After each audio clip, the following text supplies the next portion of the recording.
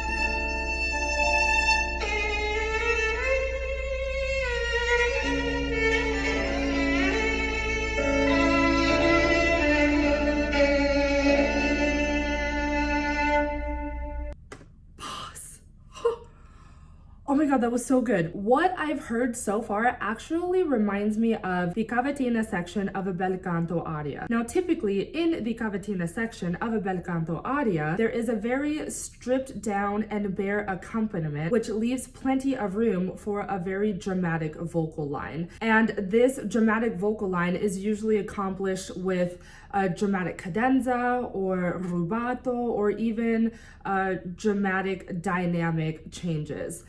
And so on and so forth. And this structural layout of a bare accompaniment with a dramatic vocal line is very present in this video. Now, one thing I have to comment is I love the energy and the attitude for which the violinist came in. Now, I am not a violinist by any means, so I have no place to comment on technique. I will, however, comment on her dynamic choices and how that made me feel as a listener. Her mezzo forte entrance and the continuation of that dynamic made for an exquisite piano at the repeat.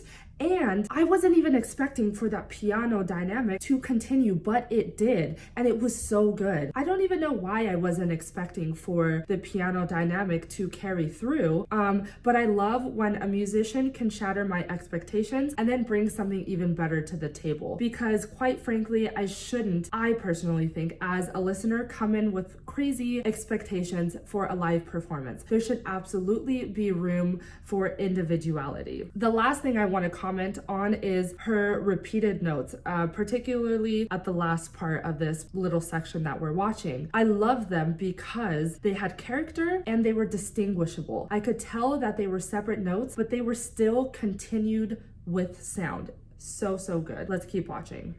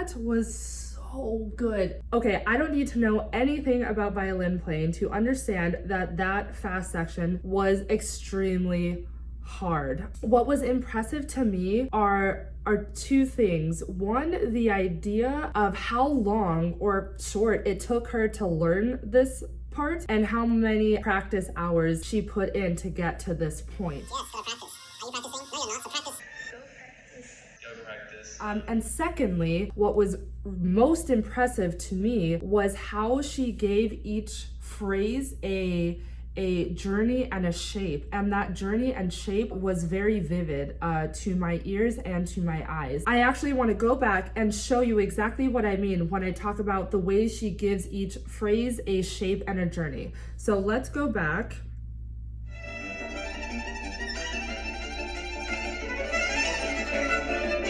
Now this is just a small example, but I love how the journey of these 4 phrases was highlighted and accented on the weaker part of the beat. Now I believe this is in 2/4, so the weak part of the beat is on the second beat. And her phrasing is da da da da da da da da da da da da da da da da. So good. And you can hear and see a momentum and an arrival point with some sort of agitation. It was just, to me, this was really, really well thought out and I loved it. Okay, let's keep listening.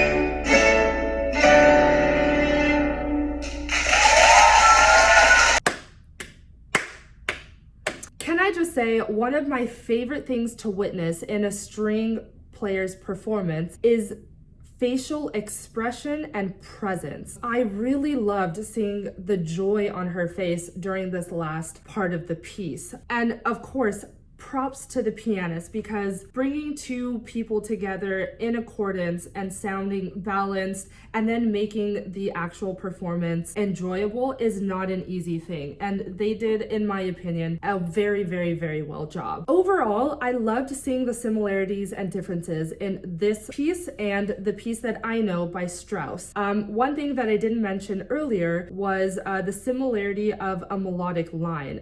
It's in both pieces. It's ooh, ooh. It's in this piece and it's actually repeated several times, and it's also in the very beginning part of Rosalinde's aria. So I thought that was really cool to witness. If you liked this video and you found it informative, please consider subscribing to my channel. And if you're an instrumentalist, let me know down below in the comment section any performances you know of that could be an instrumental take on a vocal piece. I would love to just listen to them and dissect them and then share them with you. I hope you have a good day and I will see you all soon. Bye.